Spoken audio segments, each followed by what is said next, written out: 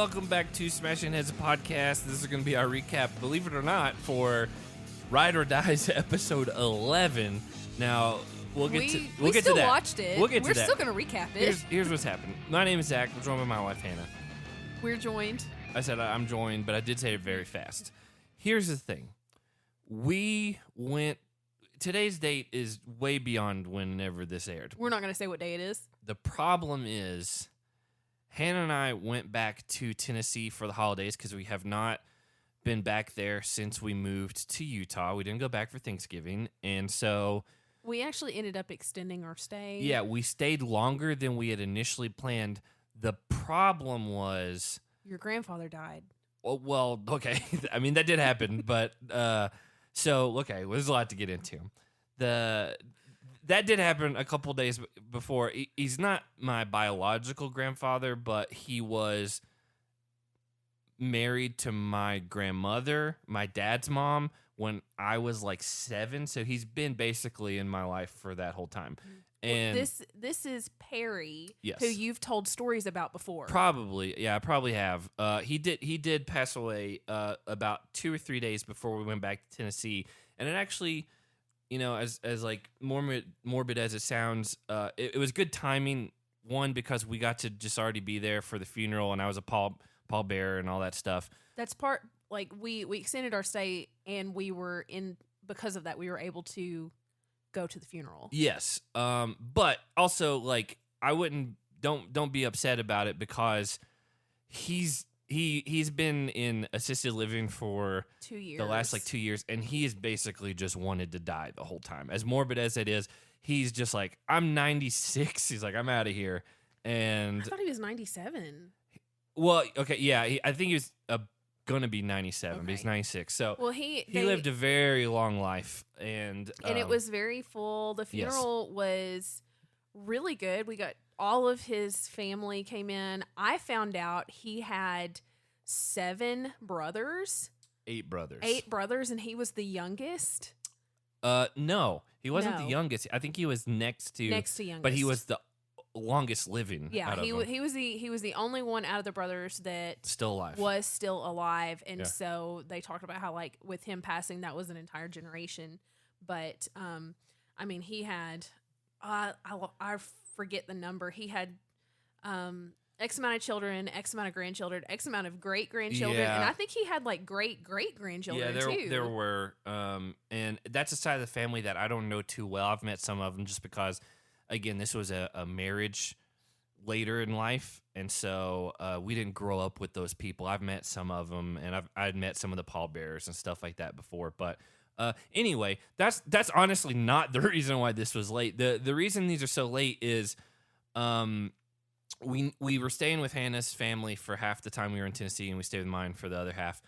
The problems were two-sided at each place. One, at Hannah's parents' house. My parents live on an 80-acre farm in the middle of nowhere. Yeah, so they already have pretty bad internet service. Like, anytime we would go over there, we just... Yeah. If we're going to be there for 4 hours, we have to plan, like, oh, we're going to have 4 hours where we can't get on Facebook, can't, like, look anything up. That's how you plan things? Oh, I can't get on Facebook for 4 hours. No, but, like that's the thing. Like, they just have really bad internet service. Well, the day that we flew... Well, and we have bad cell signal out there. Well, not yet. No, just in general, it's not good, but it got worse. I've never had bad cell service. The day that we flew into Tennessee, there was a polar vortex that had hit Tennessee to where it hit most of the U.S. It was a negative 22-degree wind chill, which the state of Tennessee, I don't think has ever seen that. And so the infrastructure is not set up for that.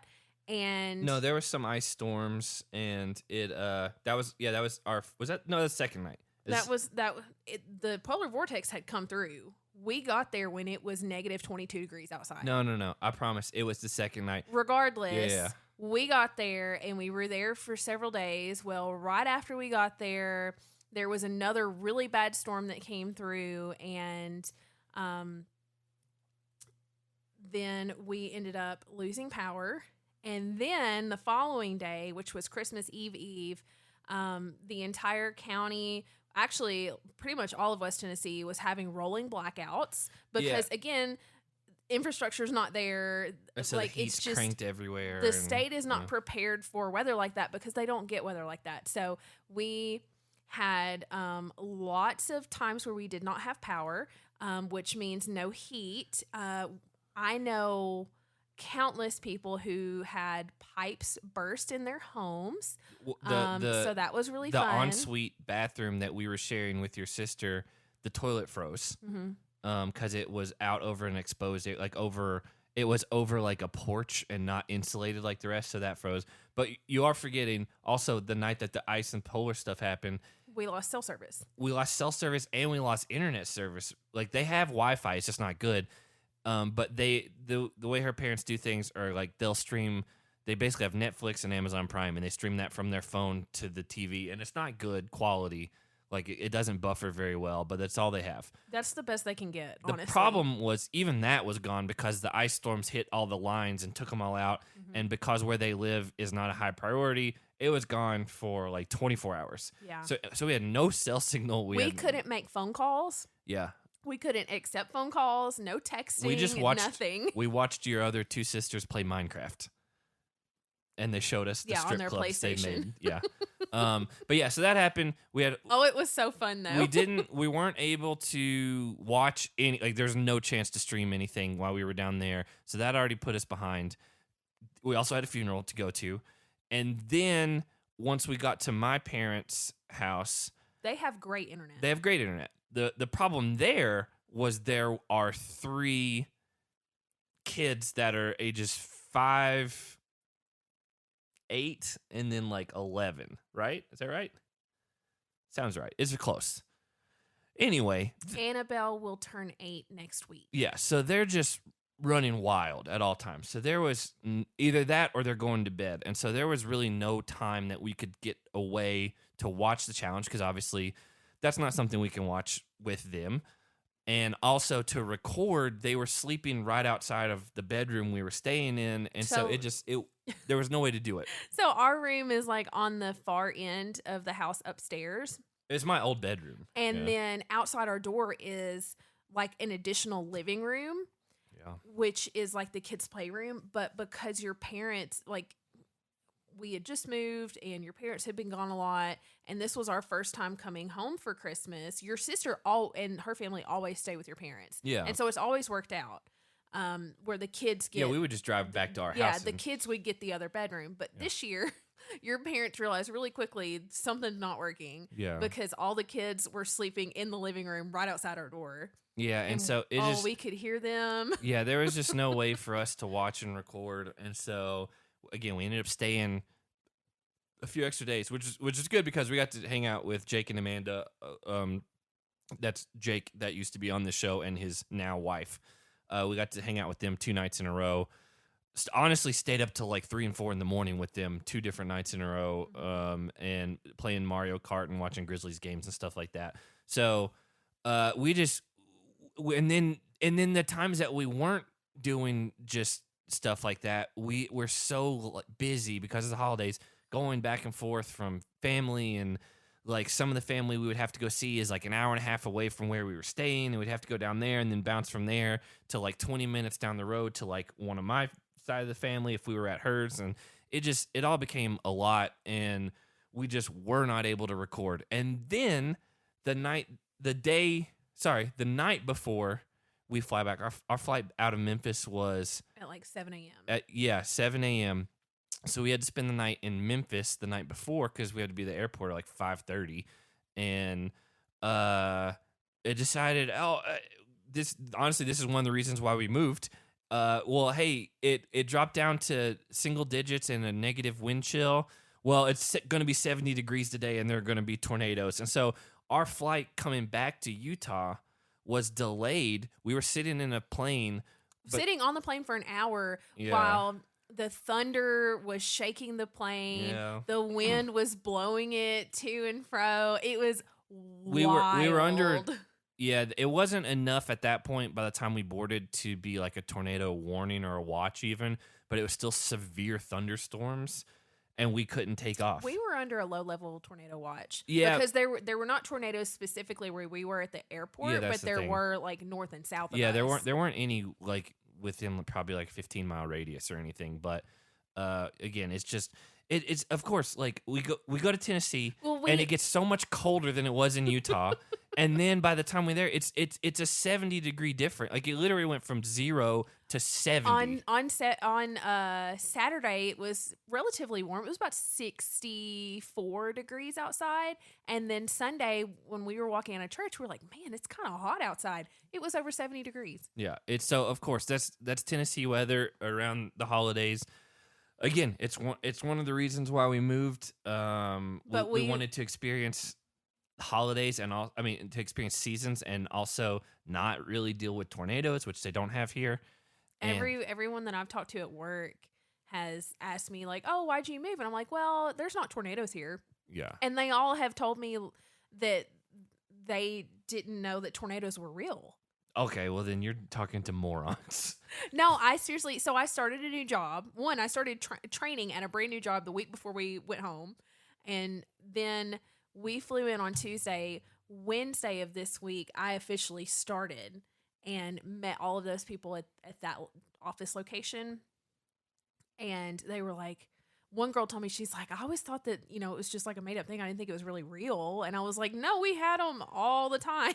Everyone that I've talked to about it has just been like, I don't know how you guys lived with it. And it's like, you just kind of get used to it. Yeah. Like, but being back and like going through because again, we packed a limited amount of clothes for 2+ weeks. Like the temperature difference was insane.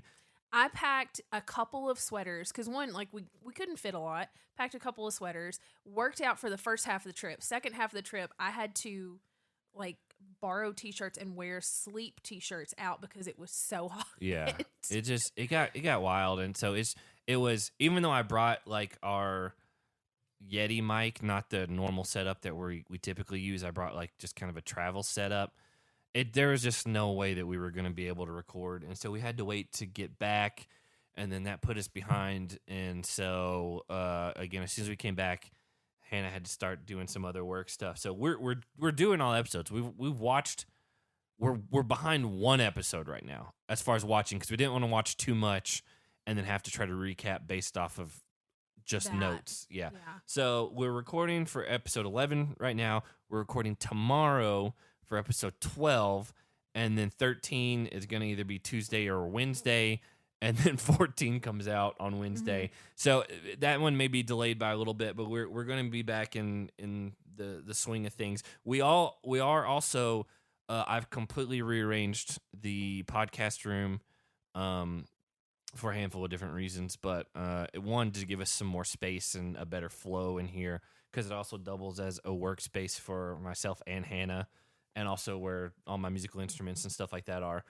But we redid all that, and we're finally settled in to where we can start recording again. I literally had to plug up the interface and stuff for the first time since I've rearranged everything. So we're back in here. We're not going to miss an episode. It's just when we moved, we didn't realize all of these things were going to happen. And honestly, I expected over Christmas break for them to maybe take a break from the show and maybe use a Wednesday or two to not air just because it's the holidays. And they're like, nah, we're just rolling right through it. Yeah. And so, it's not ideal. And next year we might stay in a hotel where we can have our own time and our own quiet and our own space. Yeah, it's just kind of worry about that. It literally was like a perfect storm of things, like, And then Perry died. Yeah, whenever you are staying at a place where your toilet's not working and you have no cell phone or internet access, recording a podcast kind of drops down on your to-do list a little bit. And so it's been a lot, but we're back in Utah. We're back in the swing of things, and missed a big snowstorm while we were gone. We did. We missed one of the big snowstorms. But that's all right. We're back with our dogs again. They were boarded for the whole time that we were gone, and so it's as nice as it was to be back in Tennessee and see people and that we haven't seen for 3 months or so. It did feel nice to come back to Utah, even though it's only been our home for like 3 months. Just like getting back into this like climate and this, back into like our apartment with our dogs and stuff like that was kind of, it's a double-edged sword as far as being home and versus being away. So, we're in episode 11. I don't have anything else to preface that with unless you do. You just want to jump into episode 11?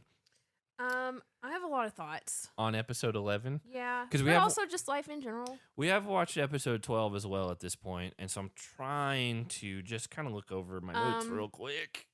Spoiler alert: Nerys goes home.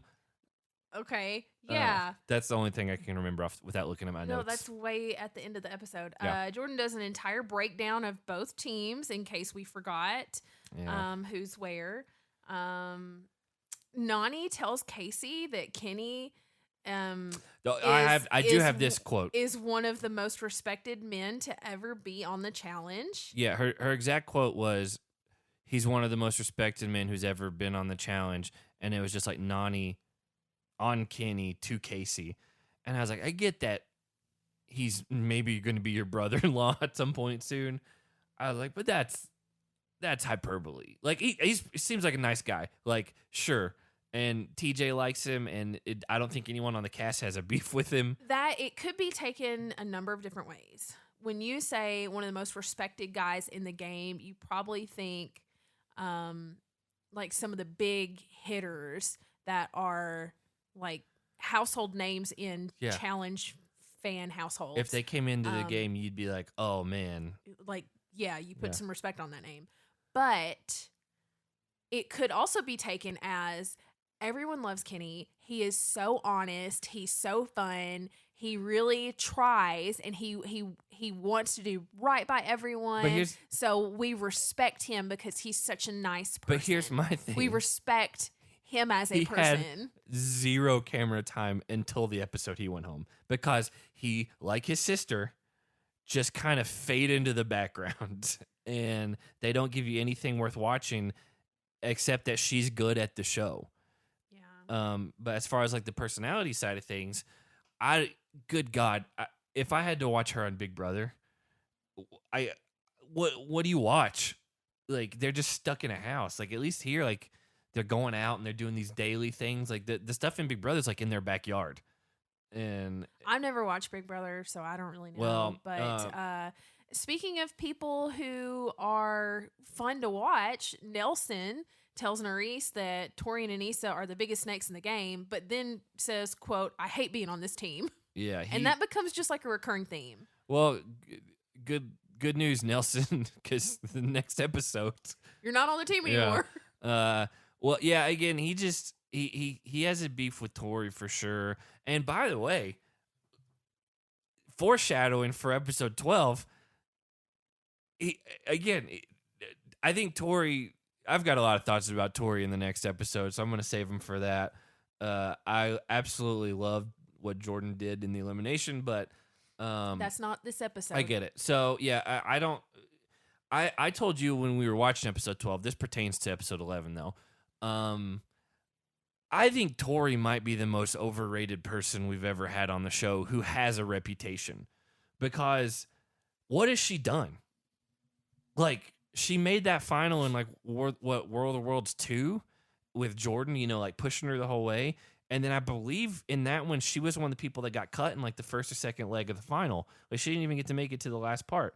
And so she has this reputation of, oh, she should be this physical threat that's athletic and what. Mm-hmm. She's not. Like, I know some people in our Slack group and on our Patreon and stuff have a similar idea of her. It's just, I know she hosts the Official Challenge podcast. I'm sure I'm not doing us any favors by saying this, but. Yeah, thanks. I don't know what she's done that she deserves to be like, oh, Tori's here. Oh, my God. Like, who cares? Like, I would be much more scared of half of the rookies that we have on this team. Maybe not half. That's hyperbole for sure. But, I mean, here's the thing. If you say, like, you're going in a final against Tori or Nerys or Olivia, I'd be like, they're all kind of on the same page to me. Mm-hmm. I don't think one stands out over the other. And that should show you for someone who's been on, 7 seasons or something like that now?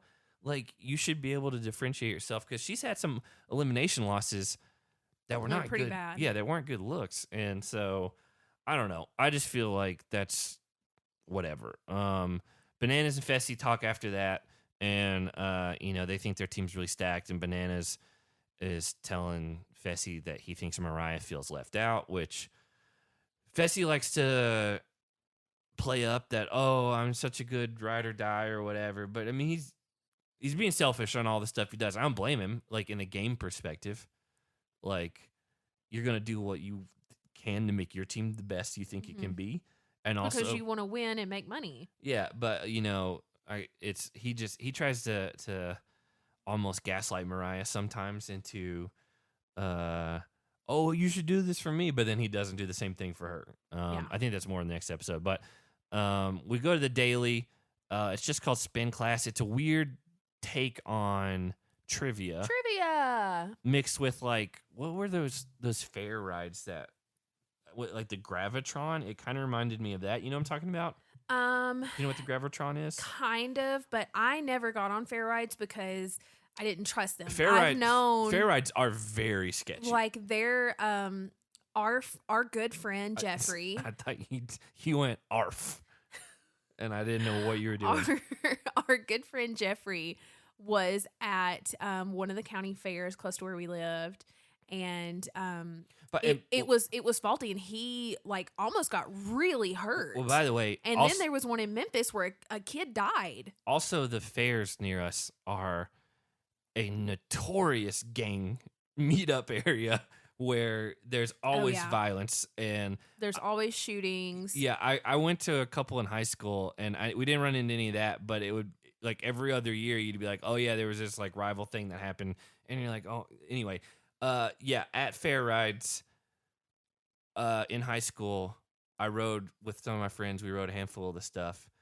Absolutely the scaredest I've ever been on rides. It's not even close. And they're not even like, so I've ridden huge things at Six Flags and Disney World and all that stuff. Those are done up to code, and they're really even though they're inspected all the much time. bigger. They're much bigger and theoretically scarier. The fair stuff is they're just throwing those things in together on a truck, and then they use like wood to like balance the thing if the ground's too soft. And like we were standing in, so we did in me and a couple of my friends in high school. Jake Ingles' brother was with us. Jake wasn't the one that disappeared. Yeah, Jake wasn't, but we rode one called A Ring of Fire based on, I'm assuming, the Johnny Cash song. And it's probably 20, 30 feet tall, and you're just in a roller coaster, and you're just going in a ring. But you go completely upside down. You have shoulder harnesses on, but they are the hardest, most uncomfortable thing, and they hold you at the top while you're upside down. So all your body weight is pushing into these metal bars on your collarbones and stuff. Just wait for one of them to crack. And you hear money and phones dropping out and all that stuff. And we were in line for the like scrambler things. I don't know where it's like they're spinning you around and whatever. In line, it's spinning. So my shoe came off. That's not that big of a deal. But somebody's phone came flying out, and it went right between me and one of my best friends, and it was flying out of there. And like, if I don't know what would have happened if it hit us, but we also did the one where this was the scariest one for sure, where you sit in it and you're just kind of dangling, and it slowly takes you up to the top. And they do these at Six Flags and stuff too. Oh, like the Tower of Terror, where it's like an elevator that takes you and then drops you. Tower of Terror is different. I actually don't mind that. I did that one, but this one, because it's a fair, it's so much scarier. And you're just facing outward, and you can't see how much higher you have to go because you're strapped in facing forward. And that's the scariest I've ever been on one of those things. Tower of Terror, I've done at Disney World, and that's actually, it's fun because it's like an actual like themed thing where you're in an elevator shaft, but you like the whole shaft moves throughout a building and it's telling a story. And then you get to the part where I thought it takes you up to the top and then drops you. It actually throws you up to the top, and it never catches you. So you just go up until gravity takes over, and then you come back down. There's no like anticipation. And so when you get to the very top, you can look out and see over all of Disney World. It's actually kind of cool, but I did not enjoy that one. Not my cup of tea. Anyway, fair ride's terrifying. So this is, I get, and they have shoulder harnesses, and half of them are upside down. And so if you're opposite of whoever's answering the question, you're just upside down that whole time with all your body weight going into the shoulder harnesses. Devin was very sick sounding afterwards. He actually said that he's, quote, pretty average at bar trivia. Yeah. So not sure if that's just a lick of confidence or lack of confidence. I feel like so Devin's skill set is more like strategical thinking, not memorization. Like, oh, I just happen to know this. Yeah. So you have to get 5 answers correct to win. If you miss a question, they spin your whole team for 30 seconds. So I have the questions. Okay, I did not do the questions. I just got let me just go through. I got good quotes before it even started. Okay, well let me go when you can do that, but then let me go through the actual things. Okay. Nelson, quote, I hope I throw up on someone today. If I had to choose a person, I would throw up on bananas. Yeah. And he said it just like that. I'm like super excited. Again, it also Nelson sometimes he comes across scripted this season. Except for when he was like, I hope to God this woman forgives me. Yeah, they go in. Question 1, Amber doesn't know who C-3PO is. She thought it was a cartoon. I guess there may be Star Wars cartoons, but that is not where it starts from. I'm not even a Star Wars fan, if I'm being honest, but that seems one that should be known. Chauncey didn't know who Venus and Serena are, which that's a criminal one. I get that we play tennis, but they said they are household names. Yeah, they said across the world. Like if you think and especially when they say like the 2 sister tennis players from Compton, even if you don't know they're from Compton, like they're 2 sister tennis players. There was just a movie starring Will Smith about their life and their dad. Yes, and like his answer when TJ and everybody else were just shocked that he didn't know. He was like, "I don't know any sisters from Compton. I'm from Boston." Yeah, that doesn't have anything to do with it. It doesn't. Like Serena's maybe the best, like one of the best female athletes of all time. Of all time. And as far as tennis, she probably is the best female tennis player of all time. Of all time. And like it's crazy that he's like, I'm from Boston, I don't know. And it's like, well, they're not known because they're from Compton. It just they're trying to give you some more context clues. Yeah. Horacio didn't know who Bonnie and Clyde were. Never even heard of them before. Bananas did get Thelma and Louise, which I've never seen that movie. I've never seen Thelma and Louise. Do you know what it is? I know what it is, but I've never seen it. I know they drive off a cliff in a convertible holding hands at the end of the movie. Yes, that's one of the most like famous scenes. Nani said that the sisters were from Frozen were Ella and Grace. I haven't seen that movie, but I knew that one. Anissa did get Romeo and Juliet right. And then Jordyn kind of got screwed because out of nowhere, they're like, hey, spell Anissa's last name. And he couldn't do it, but apparently neither can anybody else. Yeah, so that just seemed like out of nowhere because all the other ones were legitimate, like random pop culture trivia, and then he got hit with a spelling bee. Which, by the way, I made you watch the movie Bad Words the other night, which is about Jason Bateman as a grown man being in spelling bees. Yep, and we got a handful of spellers. I've got. I just liked before Nelson's question, he said, I'm going to say something stupid. Well, yeah, that's most the times with Nelson. He got a softball basically. It was like the twins from Full House. Yeah. But he got the answer right away and then flipped everyone off. Yeah. Nerese got the Mario and Luigi question. She's a gamer from what I know. Mariah's a gamer from what I know. Tori guesses for who wrote and starred in and are in real life best friends. Brad Pitt and Brad Pitt and Ben Affleck, not Matt Damon. And you said you didn't know that they were in that movie together, but you knew that they were real life best friends though. Yes. I feel like Brad Pitt is I'd say like maybe like 10 years older than them. Than who? Than Ben Affleck and Matt Damon. Probably. He seems older than them. He also had his career start earlier than them. Nelson farts upside down. And everyone freaks out. Yeah.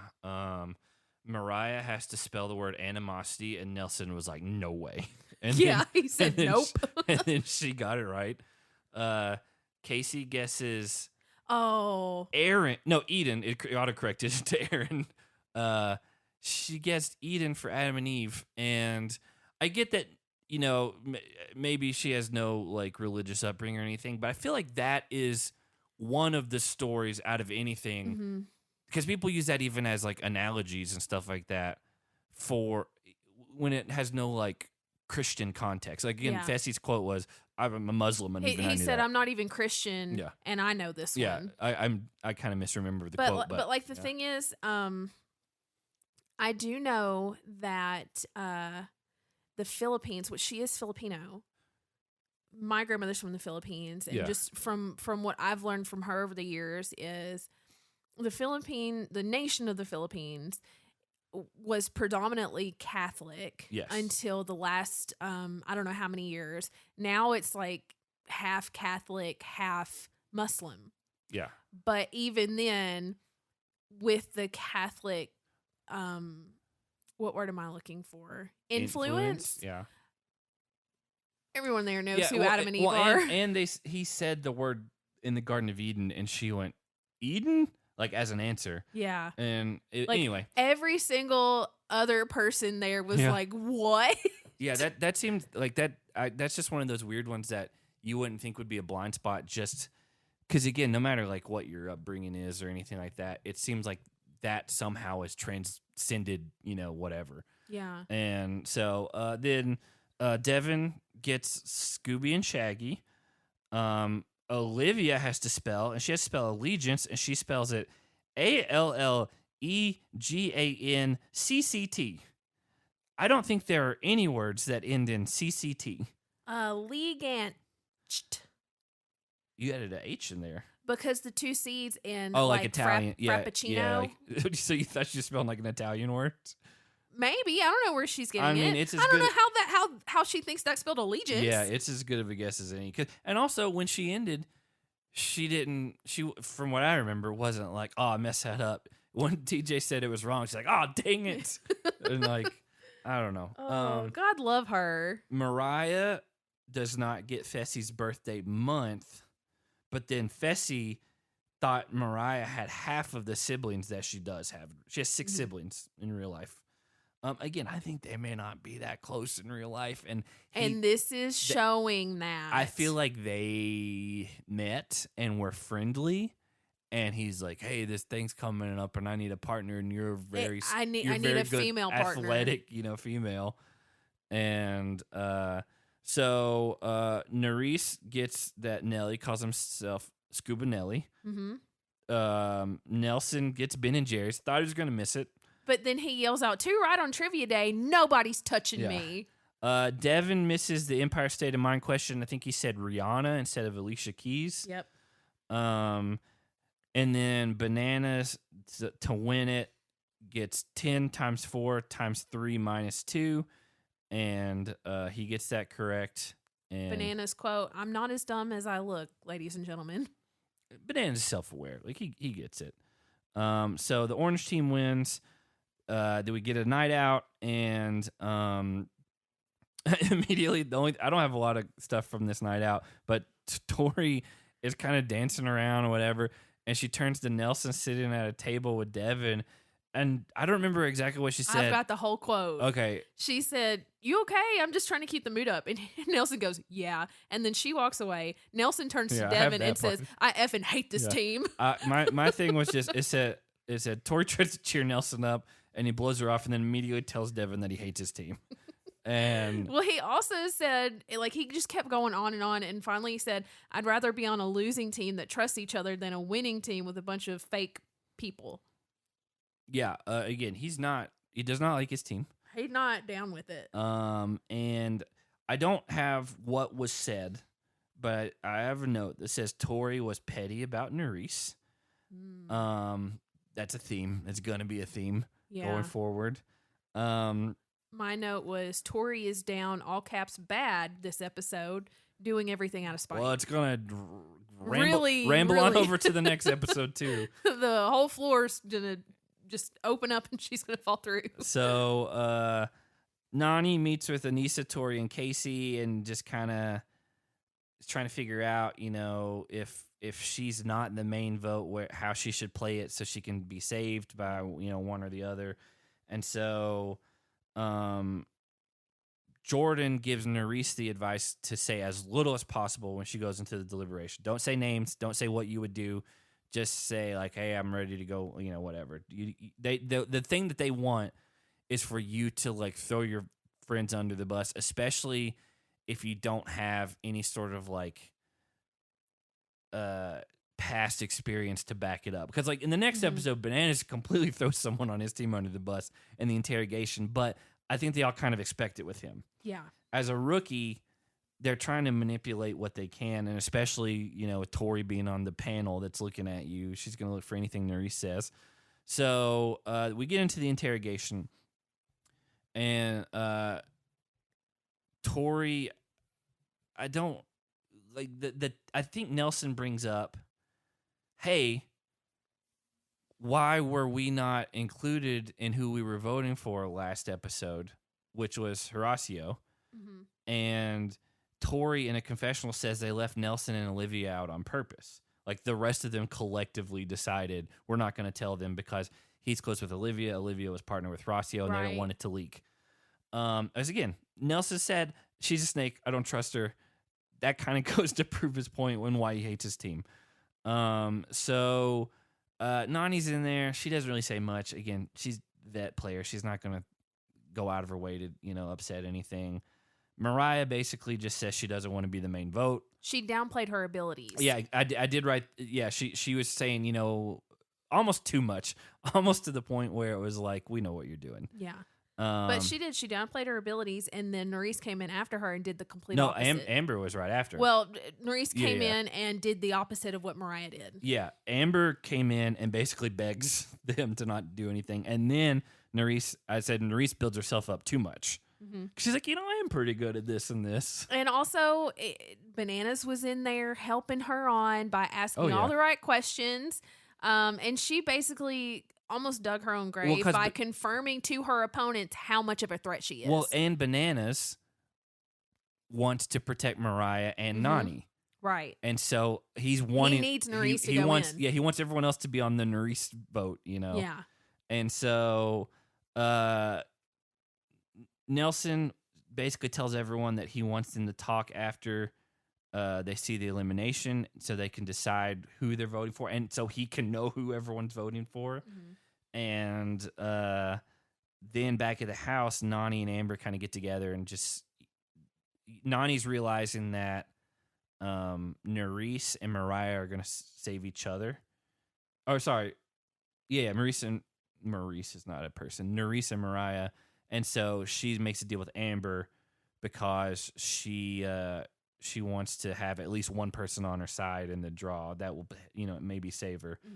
So then Mariah comes in to Nany asking for her word. Yeah, and Nany is kind of put in a weird spot. I don't blame how she played it out. But she doesn't want to do who was it that did it early on in this season?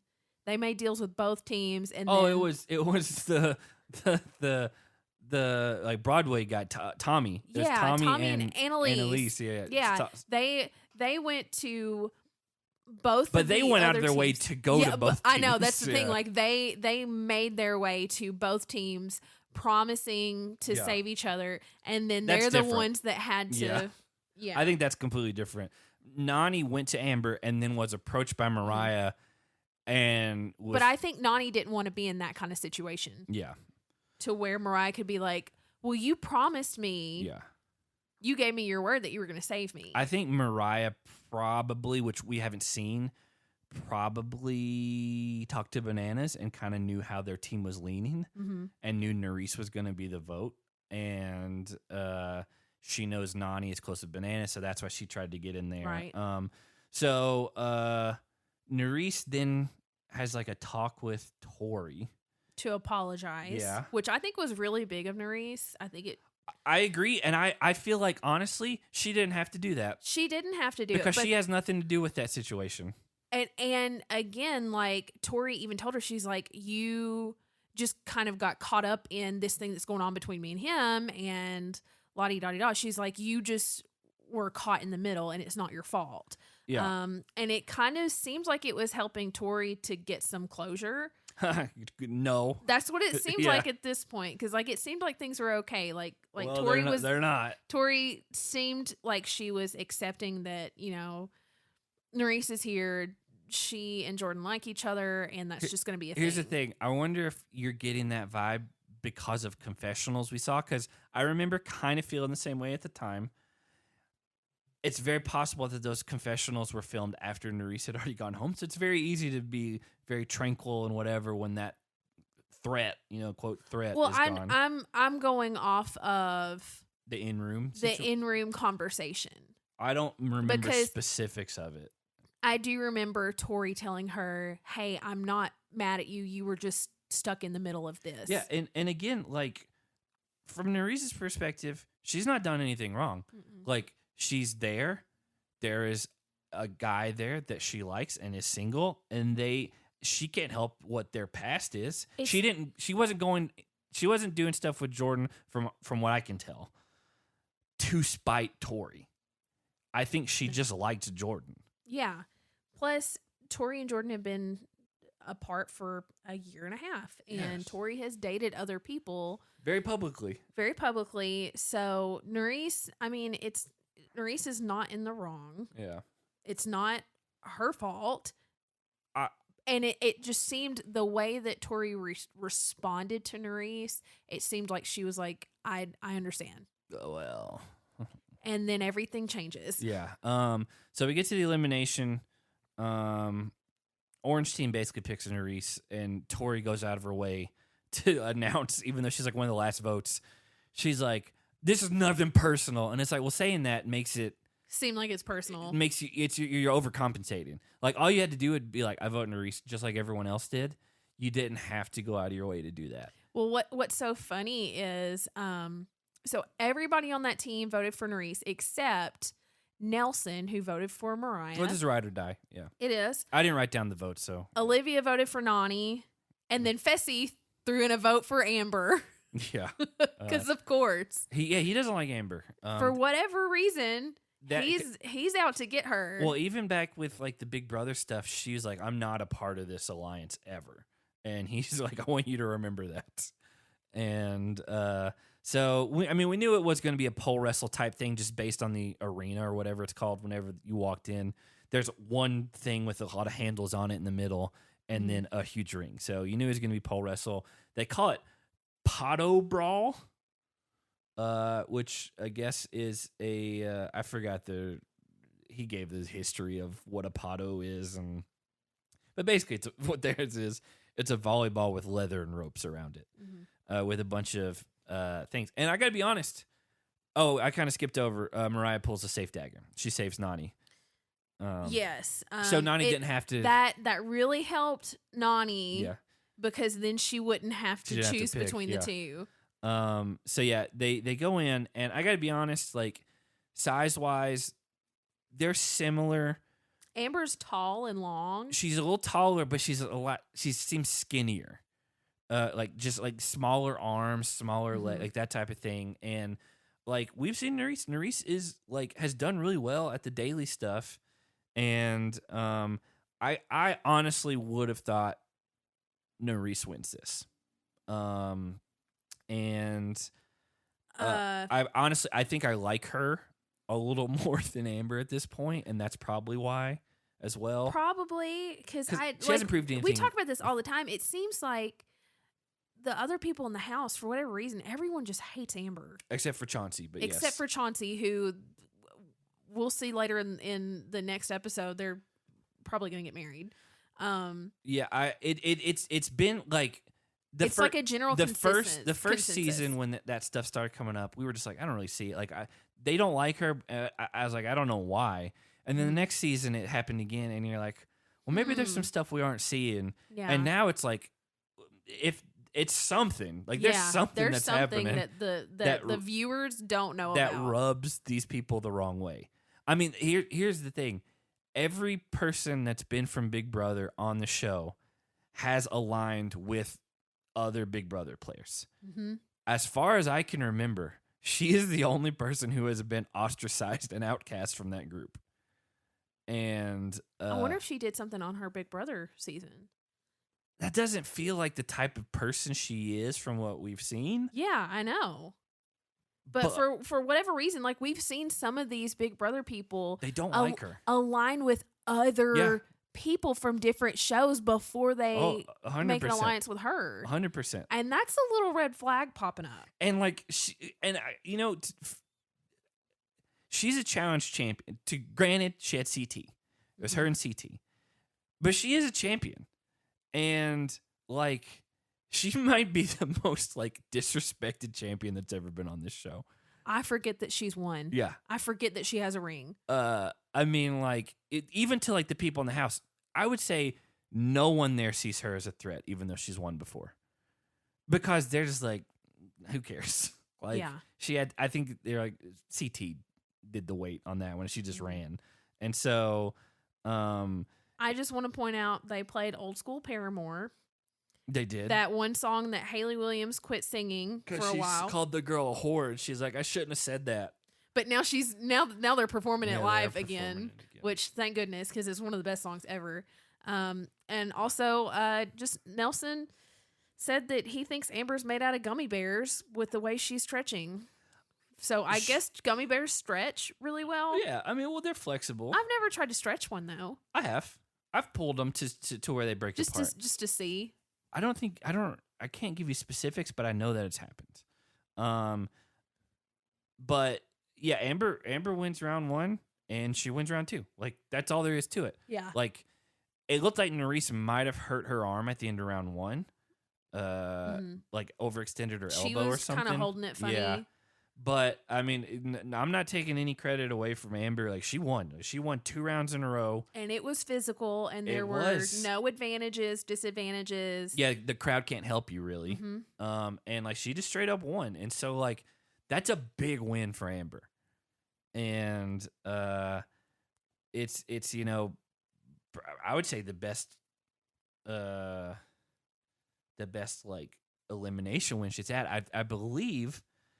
She did a hall brawl, but it was against that other Amber girl who was like, 6 inches shorter than her. And they were like afraid to hit each other, so they would just like run into the hall and then like make room to pass. Yeah. It was the most unphysical hall brawl I think we've ever seen. That may be part of the reason why she's not respected as a challenge champ. I mean, I just think that there's got to be something that people just do not like about her, like personally. Like, it is a personal thing at this point.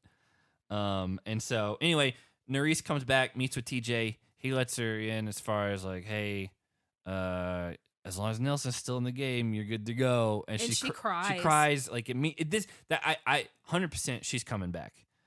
I think Olivia and Horacio, as far as rookies, we don't know what's happened with them further on in the season. This is just speculation. I think they're going to for sure both be back. Or at least get calls to come back. Some of the other rookies, like Tommy and Annalise, I don't think we're seeing them again. The German kids, I don't think we're seeing them again. Kim and Colleen. Yeah, I don't think they're coming back. I can't even. Who else was a rookie this season? I don't know. Mariah, I think will get a shot to come back. Chauncey's a rookie. Chauncey's a rookie. I think that's kind of up in the air. He's been really middle of the road. He hasn't really shown anything yet. The one elimination when he has against Darrell and Veronica, it's just because someone had to win. And so, anyway, meets TJ, she cries, and sucks for her that Nelson immediately goes home, because she's the first person after this twist has happened that their partner goes home.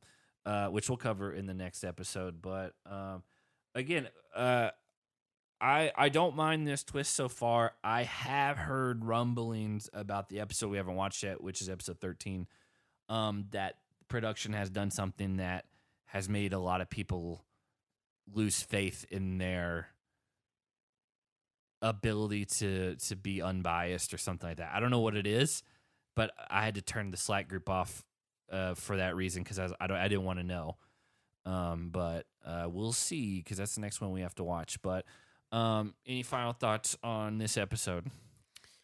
Not this episode. I have lots of Lots final for next thoughts. one, Lots yeah. of final thoughts for the next episode. Yeah, I agree. We'll get to that. So superlatives for this one. Who smashed some heads? Nelson. That Okay. trip, not like he For got farting upside down? two trivia questions and got both of them right. He shocked himself and everyone else there.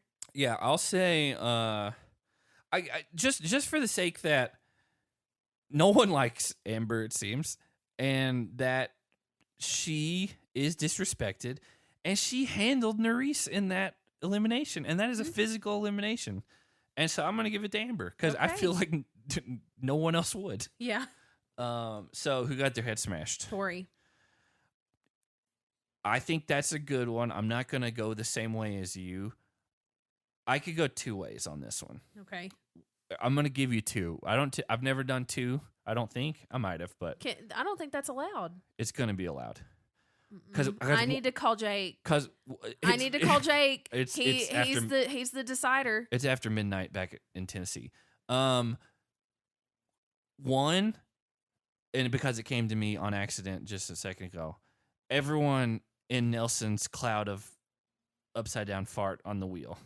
Okay. Because they all were gagging and all that stuff. Two, it's Olivia for spelling allegiance. That's the worst. It's got to be to Olivia. Yeah, it has to be Olivia. I think that's the case because the never- other spelling ones, like Mariah got it right. I mean, Mariah got it right, and then Jordyn misspelled a very complicated last name. That apparently it's like a known historical fact that people just can't get her name right. Yeah, and I don't know if it's spelled different than other Ferreras, because it had a weird E earlier than what it seems it should. Mm-hmm. But I've honestly never really tried to spell that name, so maybe it's spelled exactly how you should spell it. I give it to Olivia because You're changing yours? No, I'm changing yours. I'm giving. Well, I gave it to Olivia too. I'm giving your head smashed to Olivia because allegiance can be a complicated word for, I want to say elementary kids, but I see adults on Facebook misspell allegiance all the time. Yeah. But not to that degree. Not where they're at least close enough that you know what that word is. I could understand be. Changing an E or an I in the middle, that type of thing. Or switching the A and the I. Yeah. But continuing with CCT. Just that doesn't make any sense. I don't understand. And even if it was Allegiant, where'd the C's come from? I don't understand. Yeah. Anyway. One, why are there two? I don't know. And two, why is there not a vowel in between there? It's like she halfway through, she's like, "Wait, am I spelling accountant?" And then just threw in a bunch of C's. I don't know. I don't know what she was doing. I don't either. So this week, the movies we're recommending start with the letter S. How many did you have? Too many. I had two. I had finally just had to stop. I have 9 because I feel like we're gonna. Only because I feel like you may take 4 or 5 of these. I have 8 and 1 honorable mention. So we both have 9. But I do think I did extras because I felt like one or two of mine might also be on your list. That's why I did extras too. So we're for sure going to get extras. So are we doing one at a time? Yeah. Yes, If I say one on your list, take it off, and if you say one on my list, I'll take it off. Okay. I'll go first. Okay. Saving Private Ryan. Not on my list. I've seen it, but it's not one of my tops. Possible to me, maybe the best war movie of all time. Tom Hanks, crazy good cast, just all around. Matt Damon, as we mentioned earlier. Vin Diesel's in it. Oh, I forgot that. Adam Goldberg, which is a character actor who was on Friends. He's a guy who gets stabbed by the Nazi up in the house, and yes. Giovanni Ribisi is in it, and I think maybe I'm being off that, but anyway, it's a very good cast. I think it was 1999. The first time I ever watched it, I remember it was I was living with my parents, and my cousin was living with my parents. He was in where my sister's bedroom used to be, and it was me and Jake Ingle's brother again, and I believe Jake Ingle was there with us. Okay. And had to be high school, and or maybe like it had to be high school, and my parents were gone, and so we were all just staying at my house, and my cousin was gone for the night visiting his soon-to-be fiance and wife. Mm-hmm. And so we didn't have good seating in the movie room area, so we decided, let's take his queen-size mattress from upstairs and bring it downstairs and put it in this little room so it takes up the entire floor, which is what we did. And he got home like 40 minutes into us watching the movie, and I believe that's like a 3-hour movie. It's a long movie, and he was very irritable, and it was probably midnight or so because we watched it late, and we would not let him have his mattress back because he couldn't get it up by himself, get it upstairs, and because it's a full queen size, it's a queen size mattress, and so we finished the movie, and that's the first time I ever watched Saving Private Ryan, and I was like, this movie's incredible, but also it's just a good situation. That probably has part of it. Spirited Away. That's not on my list because I haven't seen any Studio Ghibli You haven't movies. seen it. Is it Ghibli or Ghibli? I don't know. Well, I haven't seen any of them. I watched this movie. It came out in 2001. I wanted to say it had been 20 years since I'd seen it. It's probably been closer to like 15. They're all on like my list of movies to watch. But like anytime like just the title is mentioned, I can play back at least half the movie in my mind. Like it's just it's one of those movies. So you're like Rain Man for Spirited Away only. Possibly, because like again, I've only watched it like once, maybe twice, and you can remember verbatim half the movie. I remember so much of the movie; it was just ingrained into my brain. So Spirited Away, it's a fun little flick. No, those are very highly like reviewed by critics and critically audiences. acclaimed.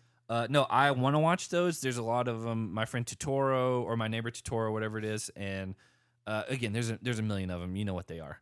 They're all on HBO Max. I need to watch them. I haven't mentioned. So I have a lot of movies that I have to watch, and you know why. Yeah. I haven't mentioned it on the podcast why, but I am doing a self-imposed project of sorts, which is going to end up being a YouTube video because if I say it's going to, then I have to do it. Also, the amount of time that I've put into this already, it's going to be a year-long project. Yes, yeah, great way to start a YouTube channel is to start something with a year-long. But anyway, I have basically decided I'm going to make myself watch 50 movies this next year. That you've never seen that before. I've never seen before. Not new movies necessarily, but ones I've never seen that I've mostly wanted to see. There's a couple of ones in there that maybe not. Here's what I did, though. I knew that I wanted to end with Avatar because you hate it. That's why. I hate that movie I've never so much. seen it, and I was like, let's make that the last movie. And so then I just Googled what's the opposite of the movie Avatar, and I had a couple things come into mind, and I have a starting point now. And so what I did was I have my first movie based on Googling what's the opposite of Avatar. And I have worked through a plan where I basically am connecting one actor from the first movie to the second movie, and then taking a different actor from the second movie, connecting it to the third, and working my way through 50 movies all the way to Avatar. And I've put rules on myself where I can't use the same actor twice. So I can't use like Denzel Washington like every other movie because he's in with a bunch of stuff or whatever. So new people, every single connection, new movie to me, every single movie.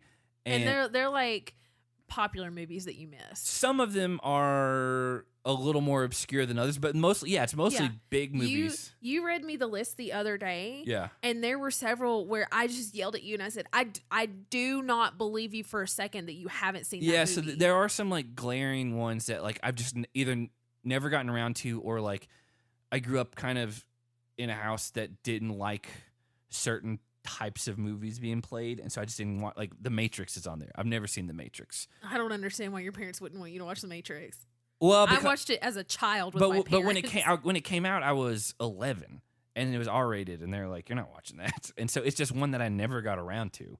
And so there's ones like that on there that are like big glaring ones that, and Avatars and like just anyway, that's the project that I'm starting, and it's gonna be, you'll see a video on it a year from now. But I'm gonna be doing other videos before that. But I have to start filming my live reactions to each movie starting this week. And I'm just waiting on 2 lights that'll be here tomorrow. So anyway, my second movie, I feel like this one is going to be on both of our lists, possibly. Okay. 7. That was my number 2 on the list. I figured that. You can take it if you want. I've got other ones, but we both have 9, so I'll skip it and I'll go to my next 7 one. is such a good movie. If you haven't seen it, it's very graphic in some parts. It's based on the 7 deadly sins. Oh, it's so good. It's really good. It's really good. Brad Pitt, Morgan Freeman, Kevin Spacey as a villain, which he later became one in real life. He's really good at playing the villain. He is. It's a great movie. It's a great movie. And so 7 with a 7 in the middle for the V for some reason. I just am gonna keep going down the list. 16 Candles. That is not on my list. I ask, like, anytime you want to watch a movie, I almost always say, "Oh, can we watch 16 Candles?" Then I say no. And you always say no. You've never watched the movie with me. Because I don't think you've ever watched it. I've seen parts of it. I've never seen the whole movie. You've never watched it then. No. I love the cult classic 80s just flicks. They're great. Molly Ringwald, she's great. She was the 80s queen. That's a John Hughes movie. I've never seen it. It's one of my favorites. I feel like you're gonna have this one on your list, and I'm gonna try to say one that you don't have. Okay. You might have this one, but The Sandlot. No. Great. Like that's a pivotal, like, it's a 90s kid movie, but like, it's a good movie. It holds up. Like, it's just so well done. It's set, honestly, like, looking back on it now, like, I believe it's set in the 50s or 50s or 60s, and they talk about one of the guys, and they're like, well, when he like, as he grew up, he's like, he got really into the 70s and we never saw him again. And it's like, that would be like saying, oh, this guy got really into the 90s and we never saw him again. So like, that's the time difference it would be. But this is a great movie overall. Like, there's so many good quotes, and it's well made, well acted. It's good plot. Yeah, it's just, I never watched the sequels because they looked very bad. But it's filmed very well. Like, I don't know. It's just a great movie. Shaun of the Dead. Shaun of the Dead's on my list. I knew you'd have that. I knew you'd have that one. I had a feeling that might be one of the ones that you would try to take from me. It's well documented. I don't like zombie stuff. I don't like zombie movies. I don't like the Walking Dead. Yeah. It's not my cup of tea. You won't watch The Last of Us with me. I refuse to watch that movie. No, it's a TV show. It starts Sunday. I don't care. It may start today. I'm just not about it. Next week. But Shaun of the Dead, I mean, Hot Fuzz, I love those movies. It's Edgar Wright. Edgar Wright's the guy behind those movies. He made 3 of them. He also made The World's End, which I don't think you've seen that one. That's the 3rd of the trilogy of all those same people. No. It's not as good as the other 2, if I'm being honest, but it's still worth watching. There's always a twist at the end that you don't expect. This is the same. That's part of why I like it, and I love Hot Fuzz, because it gets really weird at the end. Yeah, the World's End has very, like, supernatural, like, sci-fi stuff in it as well. Yeah. Like, and then Edgar Wright also has done the movie Baby Driver and a bunch of other things. Yeah, that's on my list because it's not fun, and it's funny, and it's just different. So I used to always get Shaun of the Dead and Dawn of the Dead mixed up because it seems like they came out around the same time. No, maybe Dawn of the Dead's from like the 70s. No, the new Dawn of the Dead. Yeah, but it's a remake of the one from the 70s. Yeah, Shaun of the Dead is a playoff for that. It's a joke. I know. I was going to say Shaun of the Dead is like a parody of Dawn of the Dead. Because I saw the remake, the newer Dawn it's one like 2006. Dawn of the Dead, and thinking that it was Shaun of the Dead, and I was like, this is not what I wanted it to be. I've done that with one movie in my life, and Jake's brother recommended a movie that he really liked called The Sleepers. And I'd never seen it, but it's an ensemble cast. I didn't really know much about it. And I was just at this pre-internet on your phone and all that. I was just at Blockbuster, and I was like, oh, this is the movie he was talking about. And I just rented it. This is a movie called The Dreamers. And it's about three... movie you got was The Dreamers? Yeah, it's like Michael Pitt and like Eva Green or somebody. I don't know. But it was it's the only movie I've ever seen that says it's rated R for graphic nudity. And it was just about these three teenagers and parents just like having sex with each other the whole time. Ew. And I was like, this is not the movie that he told me it was. And very, very strange. But Dawn of the Dead, I have it pulled up right here. 1978 and then 2004. So I think Shaun of the Dead came out 2006, I think. Yeah. But yeah, it's close, 2004 to 2006. That's close enough for my brain to take it in and say it's close to the same time. But which one of those sounds stupid? Like Shaun of the Dead is clearly the joke one. I didn't know. Anyway, I had that on my list. This one's definitely not on your list. It should be. It should be on everyone's list. Sister Act 2, Back in the Habit. I almost put Sister Act on mine. The first one? The first one, but for whatever reason, I was like, oh, he loves the Sister Act movies. I'm not going to take those. I love Sister Act 2. The first one I don't care about. Sister Act 2 is where it's at. It's got Lauryn Hill, famous for being Lauryn Hill and from the Fugees. She is famous for being Lauryn Hill. Yeah, and it's got like this like rap influence, and it's one of the few times where the sequel's better than the original. Soundtrack's still good. Like it's got gospel stuff in it, but like that's a great. It's just a good movie. It's a fun 90s weird plot. It's such a weird plot. It's a woman who's pretending to be a nun because she's in witness protection, and she teaches all these kids in this inner city school to be this like award-winning choir. And I like that movie a lot. All right, next up, She's All That. Definitely not on my list. Freddie Prinze Jr. in his prime. And Rachel Lee Cook. Yeah, Rachel Lee Cook. That's the girl. And then I've seen it. Oh, it's a long his time name ago. escapes me. I know who it is. It's the guy that plays Shaggy in the Scooby-Doo movies with Matthew Lillard. Matthew Lillard is also in it. Yeah, he's in a movie called SLC Punk, which is about punk people in Salt Lake City, which I need to watch just because we live proximity to there. I've seen that movie. It's just a long time ago. It's a good movie. I really like it. So I'm going. This is not going to be on your list. I'm putting the movie Simon Birch. I don't even know what that is. You don't know what that is? I own that movie, like on DVD. Like it affected me. It's about this kid. Here's how I saw it. My cousin, who we stole his mattress. When we were younger, I was probably like 10 and he was 12, or I was 12 and he was 14, something like that. We were supposed to go to the movies together. I get dropped off at his house, and he's like, oh, I'm going to see this other movie with my friends. And it was a movie that I wasn't allowed to see because of whatever it was rated. And so his mom,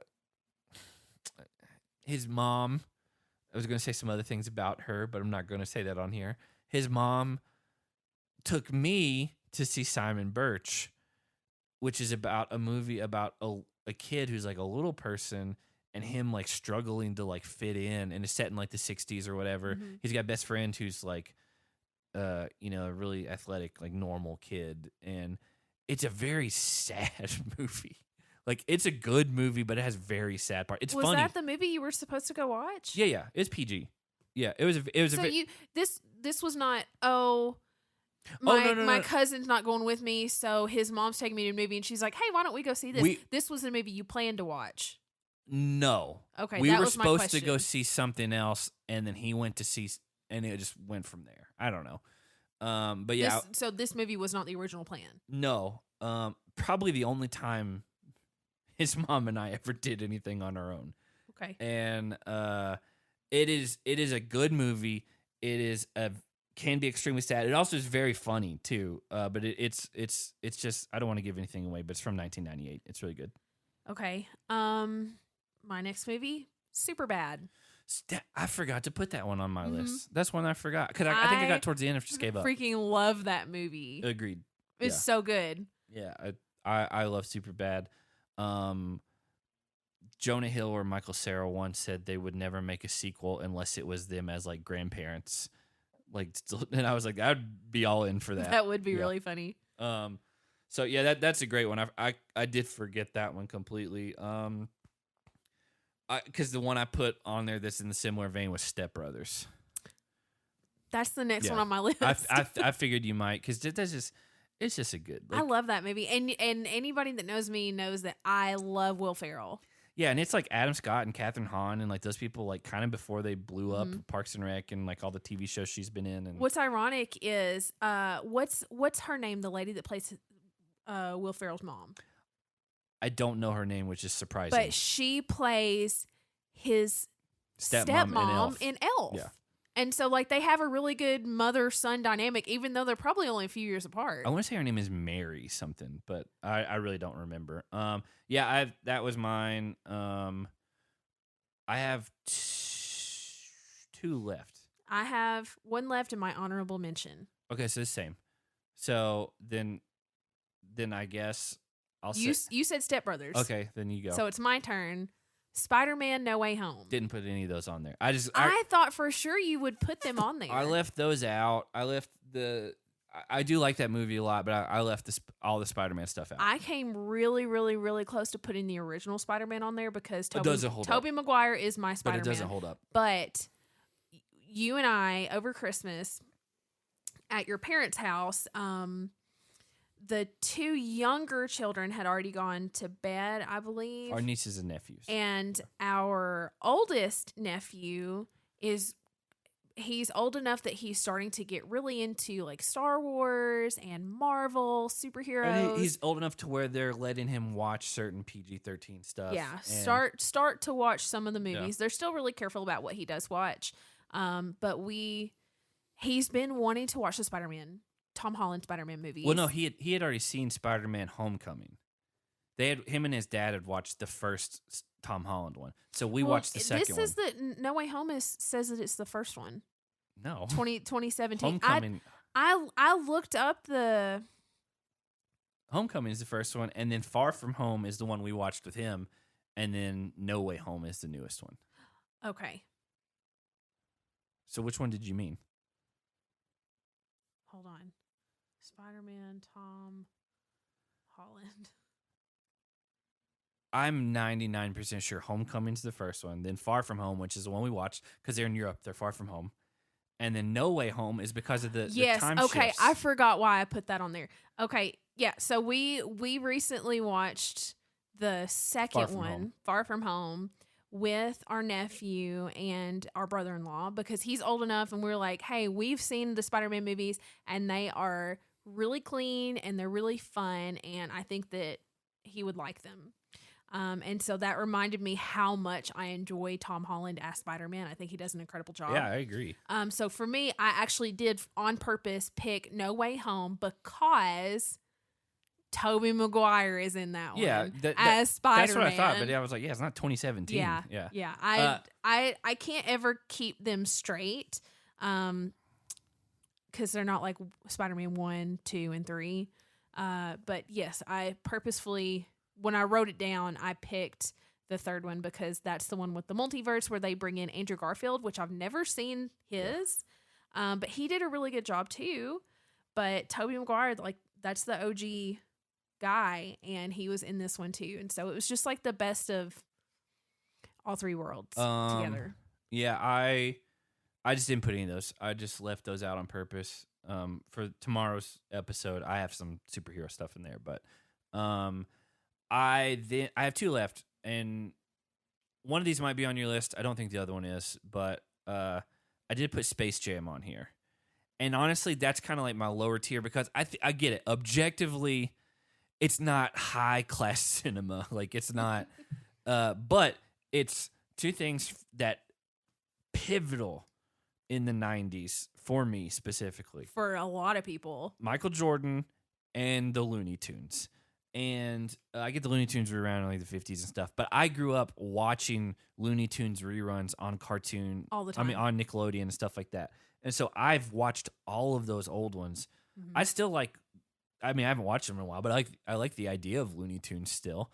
And I remember when I was in elementary school and we lived in Knoxville, my dad would be the one that would take me to work or take me to school. Going to work. He would take me to school on his way to work in the mornings. And so I would have to get up really early. And so while he was getting ready for work, I would sit on his bed in their bedroom, turn on the TV, and I would watch Foghorn Leghorn at like 6:30 in the morning. Like I want back in the day, like WGN, which was like a Chicago affiliate, which we had on cable, would show like Looney Tunes like in the mornings before school. I remember watching stuff like that, and one of them showed like Animaniacs and stuff, and I would watch that too. But again, I haven't watched the new Space Jam with LeBron because I've heard it's awful. Like even I haven't seen it. Also, because Universal Warner Brothers owns all these like a million different properties. They sprinkled them throughout the movie. They put the 4 guys from A Clockwork Orange in a children's movie. That is a Stanley Kubrick movie where they very violently rape and harass and do very awful things to people in the movie, and they catch one of them and force him to have his eyes open and watch this stuff to like clean. Like it's I can't believe that is in a children's movie. Like even as just like a subtle nod, like that, the kids aren't going to know who they are. But if you've seen A Clockwork Orange, you know who they are. People our age who grew up on Space Jam 1 would know. No. Unless, I mean, again, you've never seen A Clockwork Orange. No, but I know what it is. Yeah, it's like, it's from the 70s, but it's like, why? Out of everything you own, just like, leave this one alone. Yeah. Like, I don't know. That's not the reason why I haven't watched it, but Michael Jordan's better than LeBron. That's why. So, what's your last one? We may overlap on this. My honorable mention, Scary Movie. That's not on my list. It's got. I did think about putting Scream 4 in there though.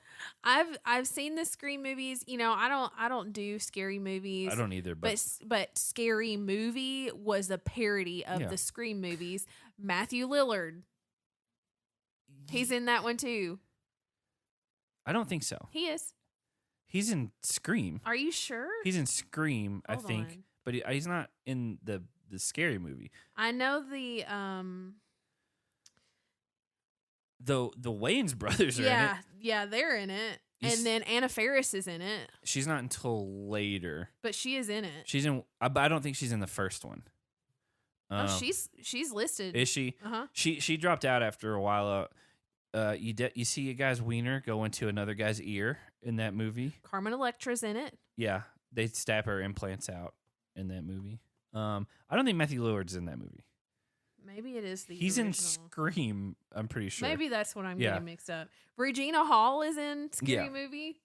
Scream 4 I saw in theaters in college, and it was very self-aware and had like Alison Brie and like a ton of like people who like I was into from like Community and like movies like that. And so I went in theaters and saw it.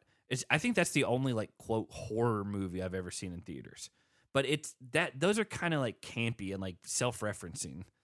And so it's different to me. But my final one, I'm surprised it wasn't on your list. And I liked it a lot when it came out. I haven't seen it in probably 10 or 15 years, but I did put School of Rock on there.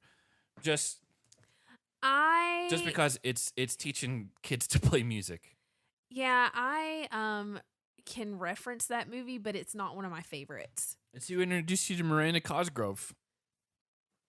That was not introducing me to Miranda Cosgrove. That's the first thing she was in. Are you sure? Yeah. Well, she was not in Drake and Josh yet. Well, I knew her from Drake and Josh. Yeah, she was in that first. Because then when Drake and Josh came out, I was like, that's a girl from School of Rock. And, again, those kids mostly knew really how to play those instruments, which was pretty cool to see. And it's not a super funny movie, but that's why it was like low on my list, because I honestly thought you might say it too. So we did a lot of movie talk this one because we both had 9. Didn't expect that. But we did overlap on 2. 2. At least 2. 7 and Step Brothers. Step Brothers, yeah. So I feel like you had another one on my list. I don't know. I definitely. So we didn't really do 9. 2, 3, 4, 5, 6, 7. We did 7 each, and then I did shared. Shaun of the Dead. Yeah, I didn't put that one on there because I figured you would. Oh. So anyway, we'll be back with you tomorrow with episode 12 of Ride or Dies, and then 13 will come very soon, and then 14 will come very soon after that. And hopefully we'll have an idea of when this season's going to end. And by the way, like, just if you're listening this far, good job. And also, it's not that we dislike this season. Like, I like this season a lot. I like the cast.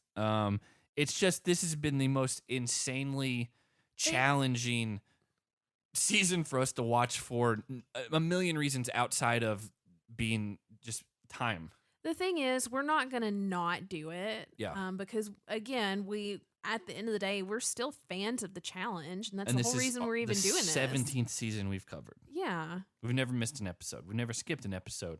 Though the closest you've gotten was this season when a 2.5-hour episode we recorded got corrupted and we just had to then do a recap of what we talked about briefly. But anyway, we'll be back with you tomorrow, and that is happening for sure because we've already watched it. We just got to record, and it is now 11:40, so we got to get out of here because we got stuff to do. So we will see you guys later. Stay cute.